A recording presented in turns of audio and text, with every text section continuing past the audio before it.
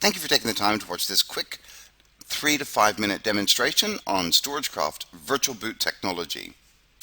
So what we're going to do is we've had a server crash, so we need to get this server up and running as quickly as possible. So we're going to browse our network to go to our image repository. The image repository is where we save all our backups. So you can see we have a file server 01. Double click. You can see that this is quite a substantial server. It's a 1.3 terabyte server. So we scroll down through our backup images, scroll down to our last backup image, because of course we've just had a hardware failure, so we want to lose as little data as possible. So we'll go to our last incremental backup from 15 minutes ago. Now of course if we've had a virus or a corruption of our database, we could go back 15 minutes, we could go back 30 minutes, we could go back 45 minutes, etc. In this case, we've had a hardware failure, so we want to lose as little data as possible, so we'll go back to 15 minutes ago, do a right mouse click, go to VirtualBoot, follow the wizards. We can see that this is a bootable volume. We can also add additional image files if we need to. So for example, if this is our C volume and we need to restore our D volume as well, we can add our D volume. Or if this is a database server, for example in Exchange, SQL, SharePoint, Oracle, etc., we could add the C volume, the D volume, and say the E volume, which would be our log files. Click Next. Select the operating system that we want, that the server is. So we know it's a server 2003. We give it a name, so we'll call this our DR server. DR server. We'll give it 2048 meg of memory. Notice there's an advanced button. Go to the advanced demonstration to find out the features included here. Click Next, click Finish. We're now starting the restore process, restoring the server back to its exact state from 15 minutes ago, or in this case from 7:30 this morning when we had our hardware failure. As you can see, we're starting our HIR, or Hardware Independent Restore. This is the world-class technology that StorageCraft have become the established leader in, of providing the ability to do a physical to physical, physical to totally different physical environment, physical to virtual, virtual to virtual, or virtual back to physical.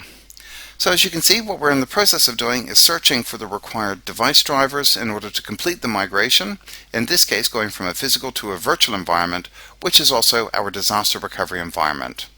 In a few seconds, you'll see us starting to do the installation of all the required drivers. Once we finish the installation of these drivers, we'll then start our virtual environment. You'll notice that we've actually selected the Sun VirtualBox, or the Oracle Enterprise Virtual Infrastructure technology.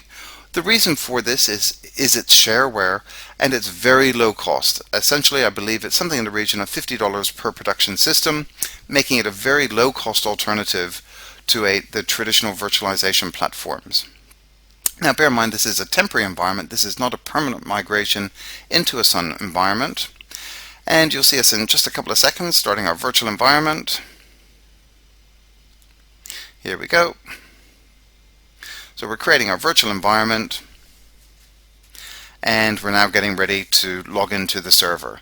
So the total time for this process typically is 3 to 5 minutes to get a server fully restored back to the exact state that it was from 15 minutes ago, delivering a very rapid, very fast disaster recovery. So now all we need to do is log into the server. So in Sun or the Oracle Virtual Infrastructure, use the right control key with the delete key. That'll get us into the login prompt. And type in our password. And the reason for the failure is, we'll say it's a hardware failure or it's a system unresponsive. And type in a comments field. Hit OK. And the system is restored back to the exact state that it was at 7:30 this morning, 15 minutes ago, delivering a very powerful, very fast, very easy to use disaster recovery solution. Now, a couple of things to bear in mind is we'll restore it back using all the drivers. It will now go through its fine-tuning of additional drivers. You may need to still go through and do some further fine-tuning of some of the key drivers, etc. But what this has done, it's really fast-tracked the process of getting us back after a disaster has struck. Now we'll also need to go in and assign the IP address to the network cards. See the IP address video, which will go through that in more detail. And of course we'll have to reboot the server and we'll be back into full production. Anyway, thank you very much for taking the time, and hopefully you'll enjoy the next video in this series.